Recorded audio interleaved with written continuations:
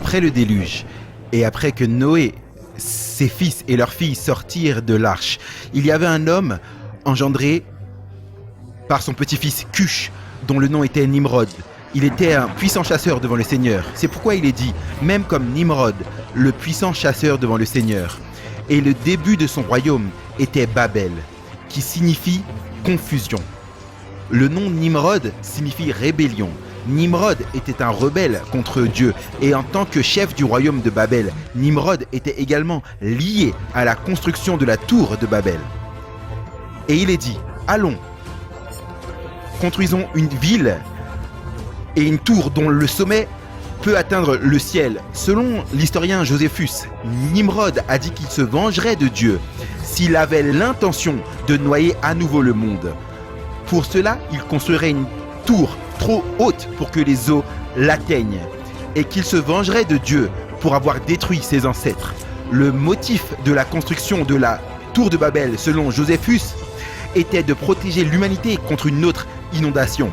Avant le déluge, Dieu avait vu la méchanceté de l'homme, qu'elle était grande sur la terre, et que toute l'imagination de ses pensées n'était que mauvaise continuellement. Quand Dieu vit que les enfants des hommes bâtissaient une tour en rébellion contre lui, il voulut mettre une fin. Et il dit, descendons et allons confondre leur langue afin qu'ils ne comprennent pas le discours de l'un et de l'autre. Alors le Seigneur les a dispersés sur toute la face de la terre. La tradition dit que la femme de Nimrod était également sa mère et la petite-fille de Noé. Selon diverses légendes, Sémiramis est tombée enceinte après s'être engagée dans une liaison adultérienne alors qu'elle était mariée à Nimrod. À cette époque, Nimrod mourut une mort prématurée et violente. Dans le but de conserver le pouvoir et de cacher ses méfaits, Sémiramis fait une affirmation des plus audacieuses. Elle déclare publiquement à la mort de Nimrod qu'il a été ressuscité en tant que dieu du soleil. Selon elle, en tant que dieu du soleil, Nimrod a utilisé ses rayons solaires pour inséminer miraculeusement Sémiramis avec leur enfant. Cet enfant était donc considéré comme étant divinement conçu. Le nom de cet enfant était Tammuz, qu'elle prétend être la réincarnation de Nimrod. Ainsi, Sémiramis était à la fois la femme de Nimrod et la mère de Nimrod. Après la dispersion à la tour de Babel, l'histoire de la conception miraculeuse de cet enfant s'est répandue dans le monde et a conduit à l'adoration du soleil, avec les cultes sur la naissance, la mort et la résurrection qui se parsemèrent dans l'histoire. Ces religions mystérieuses des générations futures ont adopté des noms différents pour Nimrod, Sémiramis et leur enfant Tammuz. Ça, c'était la naissance du paganisme.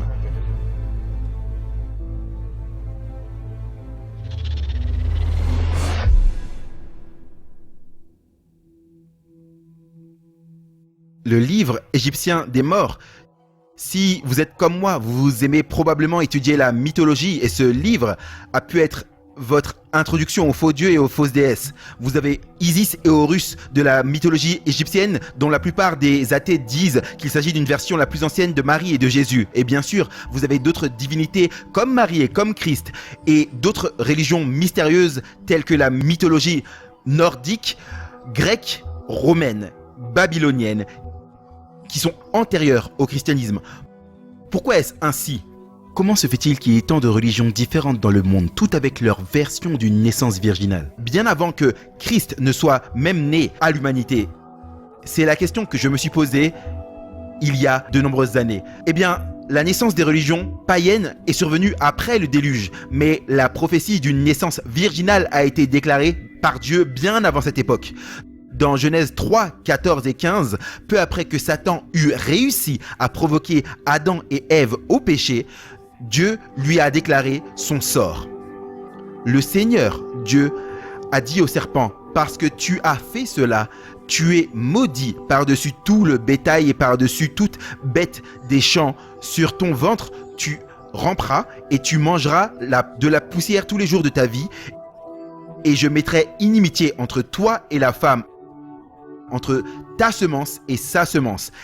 Elle t'écrasera la tête et tu lui blesseras le talon. » Dieu dit au serpent que la semence de la femme va écraser sa tête. Maintenant, dans tous les cas, la semence vient toujours d'un homme qui entre dans la femme pour amener ainsi à la conception d'un bébé. L'ennemi savait que ça n'allait pas être une semence ordinaire et que ça n'allait pas être une naissance ordinaire. Il savait que ça allait être une naissance virginale et ainsi a établi ce plan avec Sémiramis et a engendré ces religions de naissance virginale contrefaites à travers le monde antique ainsi que le culte du soleil à la place de Dieu. C'est ainsi qu'il a introduit le doute dans l'esprit des gens en questionnant parmi toutes ces contrefaçons laquelle de ces histoires de Jésus est celle qui est authentique. Et donc aujourd'hui, nous avons des athées qui ridiculisent les chrétiens en disant on ne sait pas quoi croire parce qu'il y a tellement de religions avec des histoires similaires à Christ. Ils ne se rendent pas compte que ces religions sont établies par Satan pour promouvoir le faux culte et l'idolâtrie. Alors comment savoir si Dieu existe vraiment et comment savoir quel Dieu est le Dieu authentique? Mon nom c'est Tila. Et je crois que la prophétie biblique est l'une des preuves les plus fortes qui montrent que Dieu existe vraiment et que le Dieu de la Bible est réellement le vrai Dieu. Déclaré sur 2500 années d'histoire humaine, avec une précision extrême des années avant même que la chose ait commencé à se produire, n'est rien d'ordinaire. Et le récit de Daniel est un récit très intéressant. Le livre de Daniel a été écrit environ 600 années avant l'époque de Christ. Le livre entier a été écrit par Daniel le prophète lui-même, à l'exception du chapitre 4, qui a été écrit par le roi Nebuchadnezzar. Le nom Daniel vient d'une juxtaposition de deux mots, Elohim signifiant Dieu et Dan signifiant juge. Le nom Daniel signifie Dieu est juge. L'histoire de Daniel a commencé dans une tragédie. Le peuple de Dieu a été désobéissant à la loi de Dieu et alors qu'ils ont été têtus et désobéissants, Dieu leur a envoyé l'adversité. La nation de Babylone est venue pour détruire Jérusalem et emporter certains de leurs meilleurs jeunes gens et ils ont été formés dans les coutumes, la société et la culture des Babyloniens. Daniel était l'un de ceux qui ont été formés pour être parmi les sages ou les magiciens à Babylone. Maintenant, dans Daniel 2, le roi Nebuchadnezzar de Babylone a un rêve qui l'a dérangé dans son sommeil. Et il a le sentiment que le rêve était important, mais il a oublié de quoi le rêve parlait. Alors, il a appelé les Chaldéens, c'étaient quelques-uns des sages de Babylone, et leur a demandé de lui dire quel était le rêve et son interprétation. Le roi leur demandait de lire dans ses pensées. C'était impossible. Mais rappelez-vous qu'il paye ses sages pour savoir des choses que les gens normaux ne sauraient pas. Alors il s'attendait à ce qu'ils connaissaient son rêve et l'interprétation. Le roi était furieux d'avoir appris que ces sages ne pouvaient pas faire ce qu'ils avaient dit qu'ils étaient en mesure de faire. Et donc il a ordonné la mort de tous les sages dans les tribunaux de Babylone. Daniel était l'un de ceux qui devaient être mis à mort. Quand il vint le moment pour Daniel d'être tué, il demanda pourquoi le décret était si urgent.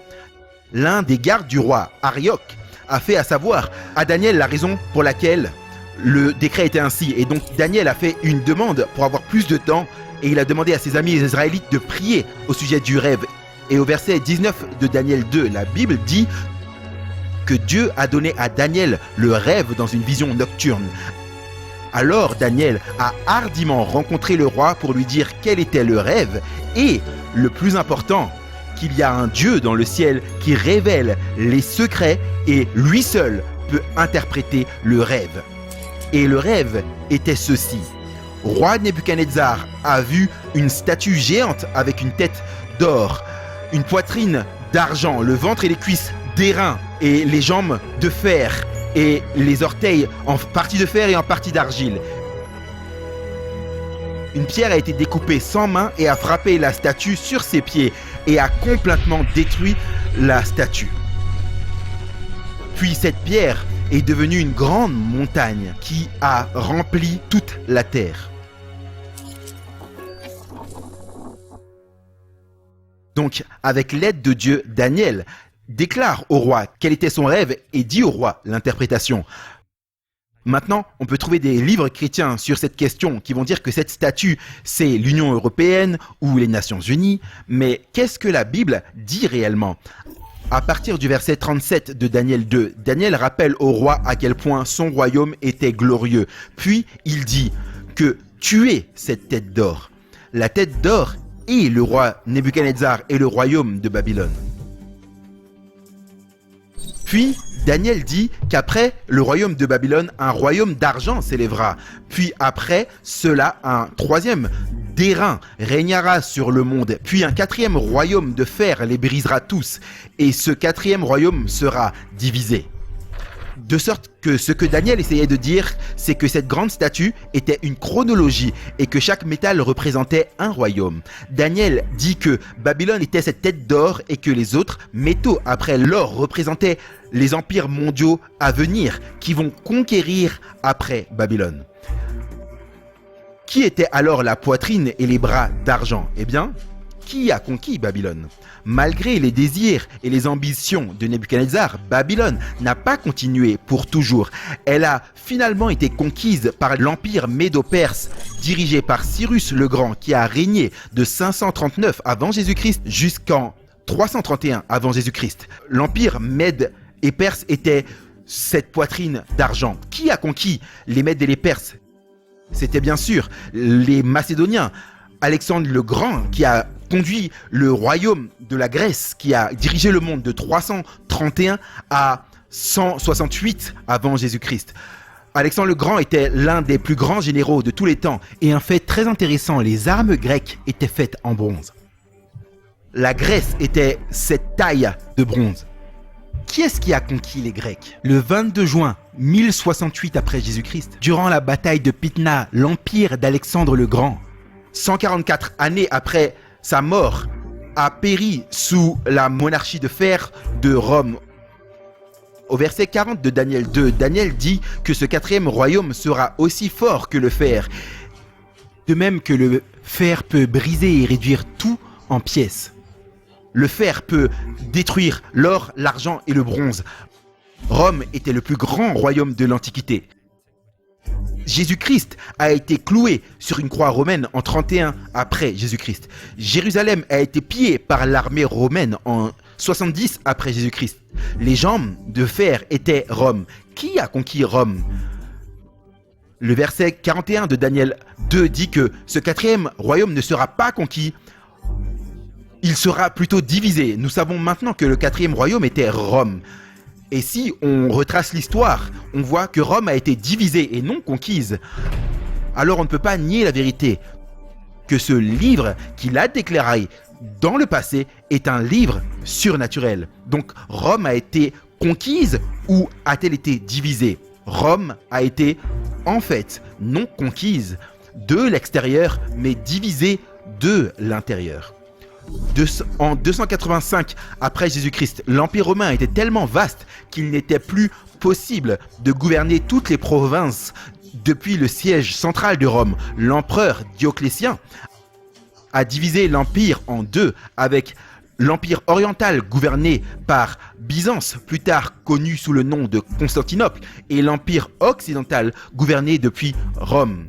Non seulement Rome a été divisée en deux, mais de 350 à 476 après Jésus-Christ, Rome a été séparée et divisée encore plus par 10 tribus barbares qui sont devenues 10 pays en Europe. La Rome divisée, ce sont les pieds en partie de fer et en partie d'argile du potier. Maintenant, j'ai pensé que c'était intéressant que Rome soit divisée en 10 pays à l'époque des pieds de cette prophétie. Est-ce que c'est une coïncidence que les pieds ont 10 orteils ? C'est très très intéressant. Qui sont ces 10 tribus ? Les Alamans, c'est aujourd'hui les Allemands. Les Burgonds, ce sont les Suisses. Les Francs, ce sont les Français. Les Lombards sont les Italiens. Les Saxons sont les Anglais. Les Suèves, les Portugais.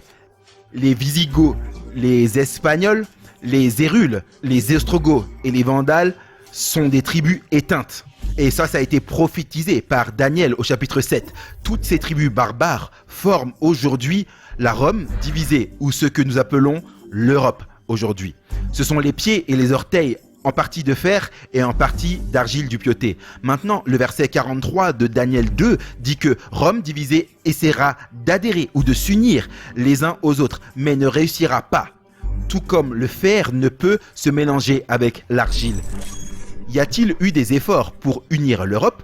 Il y en a eu au moins 5 qui ont essayé de déjouer la prophétie de Dieu. Charlemagne a essayé de recréer le Saint-Empire romain germanique, il a échoué. Charles Quint d'Espagne a échoué. Louis XIV de France a échoué. Napoléon Bonaparte a échoué. Adolf Hitler a échoué.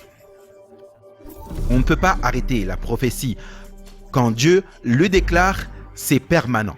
Alors maintenant que nous connaissons que la tête d'or était Babylone, la poitrine et les bras d'argent étaient Médo-Perse, le ventre et la taille étaient la Grèce, les jambes de fer c'était Rome, et les pieds et les 10 orteils de fer et d'argile du potier étaient la Rome divisée qu'on appelle maintenant l'Europe.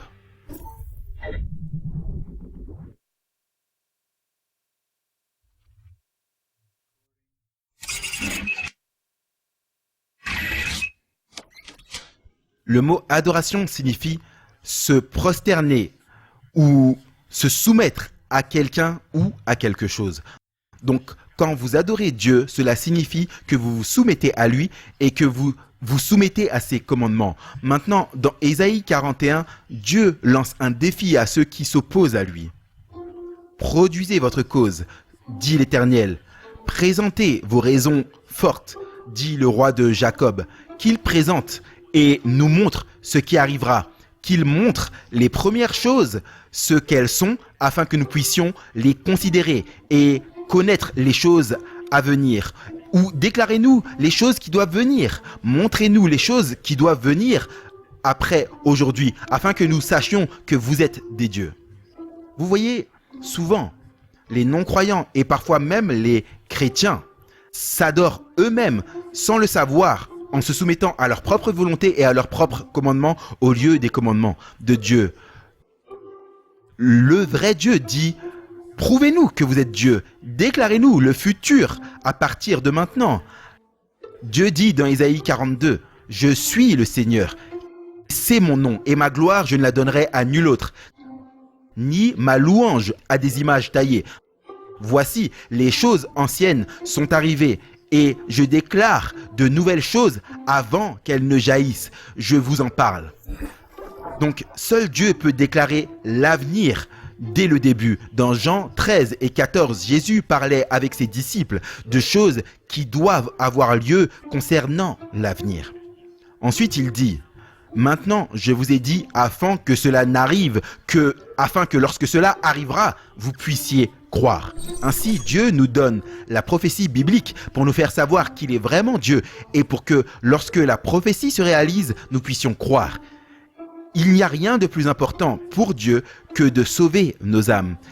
Et il nous avertit des événements futurs parce qu'il nous aime.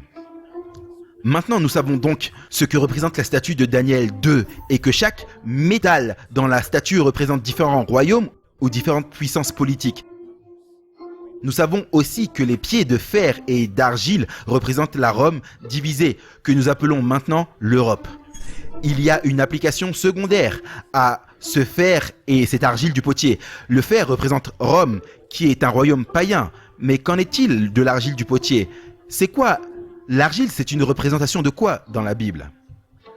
L'argile vous rappelle quoi? Réfléchissez au commencement. Au commencement, nous savons que l'homme a été formé à partir d'argile. Mais que représente l'argile dans la prophétie biblique? Dans Jérémie 18, versets 1 à 6, Dieu dit à Jérémie d'aller dans la maison du potier et là il trouvera un potier au travail et le vase qu'il était en train de faire à partir d'argile a été raté dans la main du potier. Et ensuite l'Éternel dit « Ô Israël, ne puis-je pas faire avec vous comme ce potier? Voici, comme l'argile est dans la main du potier, ainsi tu es dans ma main, maison d'Israël. » Dieu parlait à la maison d'Israël, son église, et il leur dit qu'il a formé son église comme le potier forme l'argile. Dans cette image, Dieu se décrit comme le potier et Dieu décrit Israël, qui est son église, comme l'argile du potier. Ésaïe le décrit plus en détail au chapitre 64 et au verset 8, où il dit que l'Église est l'argile et Dieu le potier, et que l'Église est l'œuvre entre les mains de Dieu. Donc Dieu a ensuite symboliquement formé l'Église avec l'argile du potier. C'est une image très familière. Nous pouvons constater qu'au tout début, une chose similaire s'est produite avec la création de l'homme. Dans Genèse 2 au verset 7, Dieu forme l'homme, son corps, à partir de la poussière du sol. Le mot hébreu que Dieu a utilisé pour poussière est le mot afar, qui signifie argile. Et ensuite, Dieu a soufflé dans l'homme le souffle de la vie. Maintenant, dans la Bible, le souffle de la vie est aussi appelé l'esprit. Le mot esprit dans la Bible est le mot hébreu ruach, qui signifie souffle ou vent. Donc, nous avons Dieu formant le corps de l'homme à partir de l'argile et il a insufflé en lui le souffle de la vie ou l'esprit ou le vent. Dans Colossiens 1, verset 18, nous apprenons que Christ est le chef de l'Église et que l'Église elle-même est appelée le corps. Et rappelez-vous que Dieu a dit qu'il a formé le corps de son Église à partir de l'argile du potier. Dans Acte 2, au jour de la Pentecôte, il vint un son du ciel comme un vent impétueux et il remplit l'Église du Saint-Esprit. Dieu a soufflé dans son Église le Saint-Esprit. Donc, au commencement, on a Dieu qui forme le corps de l'homme à partir de l'argile et il souffle en lui le souffle de la vie, l'esprit ou le vent qui a donné la vie à Adam. Et maintenant, on apprend que Dieu a formé le corps de son Église à partir de l'argile du potier dont le Christ est la tête et Dieu a insufflé dans l'Église au jour de la Pentecôte le Saint-Esprit décrit comme un vent puissant, impétueux, et l'Église est devenue vivante et pleinement fonctionnelle pour faire le travail de Dieu. C'est un parallèle très intéressant. Donc revenons à Daniel 2. Quelle est l'application secondaire pour l'argile du potier dans cette prophétie? Nous savons maintenant que c'est l'Église. Et vu que l'argile du potier est à l'époque des pieds de la statue, qui est l'époque de la Rome païenne, ça ne peut pas être l'Église de l'Ancien Testament. Ça doit être l'Église du Nouveau Testament, l'Église chrétienne, car elle a été formée et devenue vivante durant le jour de la Pentecôte, qui est venu après la résurrection et l'ascension de Jésus-Christ, quand Rome était au pouvoir. Dans Daniel 2 et verset 41, Daniel écrit que le royaume de fer, qui est la Rome païenne, sera divisé et que ce même modèle d'argile à l'ère romaine païenne commencera à se mélanger au fer. Souvenez-vous, le fer dans cette prophétie représente le pouvoir politique de Rome. Alors l'Église chrétienne commencera à se mélanger avec les États romains et non seulement l'Église chrétienne commencera à se mélanger avec les pouvoirs politiques de Rome, mais l'Église commencera également à se mélanger aux croyances païennes de Rome. Comment savons-nous cela? Eh bien, chaque royaume représenté par chaque métal dans cette prophétie ont été des royaumes païens. Babylone, comme les Mèdes et les Perses, la Grèce et Rome étaient tous des royaumes païens. Donc, non seulement cette Rome divisée sera une union d'église de l'État, mais elle sera également une union du christianisme et du paganisme romain. Et Daniel dit que ce sera le pouvoir dominant à l'époque des pieds de la statue, l'église de Rome. Est-ce aussi précis dans l'histoire ? Est-ce que l'Église chrétienne a commencé à se mélanger non seulement avec l'État romain, mais également avec le paganisme romain? En 306, après Jésus-Christ, Constantin est devenu le nouvel empereur romain en livrant une série de guerres civiles. Et il croyait que c'était le Dieu chrétien qu'il avait aidé à conquérir. Comme l'explique l'histoire, Constantin a reçu une vision de Dieu et qu'un ange lui aurait dit que dans le signe de la croix, il devait vaincre. Maintenant, nous ne savons pas si sa conversion était authentique, mais Constantin est devenu un croyant supposé du Dieu chrétien. Pendant le règne de Constantin, les chrétiens sont passés d'une secte persécutée à des postes d'influence ouverts dans les cours et les palais des rois et des gouverneurs. Donc si vous vouliez avancer dans l'armée ou la fonction impériale publique, occuper un poste de pouvoir, devenir un chrétien, vous amènerait sur le bon chemin pour faire cela, parce que toutes les personnes au sommet étaient maintenant chrétiennes.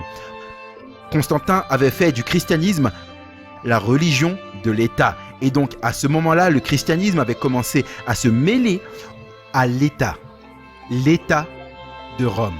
Alors que les gens de l'Empire romain se sont convertis au christianisme, ils ont apporté avec eux leurs anciennes croyances et pratiques païennes. Et le christianisme s'est mêlé au paganisme romain. Il y avait même des statues païennes renommées selon les personnages bibliques. La statue de Jupiter a été renommée Pierre. La statue d'Hermès est représentée comme le Christ le bon berger. La statue de la Vierge et de son enfant a été rebaptisée la Vierge Marie et l'enfant Jésus. Le christianisme avait même adopté le culte païen du soleil, le jour du soleil ou dimanche, plutôt que le sabbat biblique. Le christianisme a commencé à forniquer avec le paganisme romain. Que s'est-il passé d'autre pendant cette période où Constantin a pris son empire et a déménagé de Rome à Constantinople, qui s'appelle maintenant Istanbul? Il a dû laisser quelqu'un en charge de l'Empire romain d'Occident. Qui a-t-il laissé la responsabilité? Nul autre que l'évêque de Rome. Et donc, non seulement l'évêque de Rome a pris la charge de l'Empire romain d'Occident, mais en 538 après Jésus-Christ, l'empereur romain oriental Justinien a donné un décret reconnaissant l'évêque de Rome comme le chef de toutes les églises. La même année, l'église État romaine a reçu le pouvoir politique, civil et également ecclésiastique.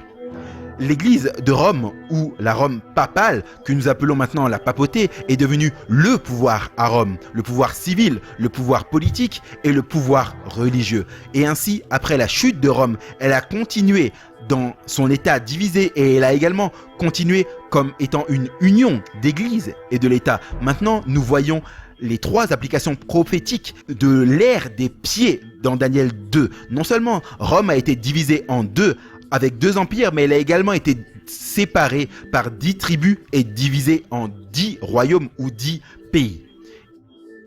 Ils ont essayé de se mêler pour réunir la Rome divisée, mais ils n'ont pas réussi. Ils ont également essayé de mélanger l'Église et l'État et le christianisme et le paganisme, mais nous savons tous que lorsque vous mélangez des mensonges avec la vérité, cela se détruit. C'est incroyable à quel point est extrêmement précise la prophétie biblique. Cela doit être l'œuvre de Dieu. 2500 ans d'histoire humaine déclarée par Dieu 600 ans avant l'époque du Christ. Nous sommes maintenant au pied de cette statue babylonienne. Il ne reste rien d'autre après les pieds, si ce n'est Daniel 2, versets 44 et 45 qui dit qu'au jour de ces rois, Dieu détruira et consumera ses royaumes et établira son propre royaume. Et ce sera un royaume qui durera pour l'éternité.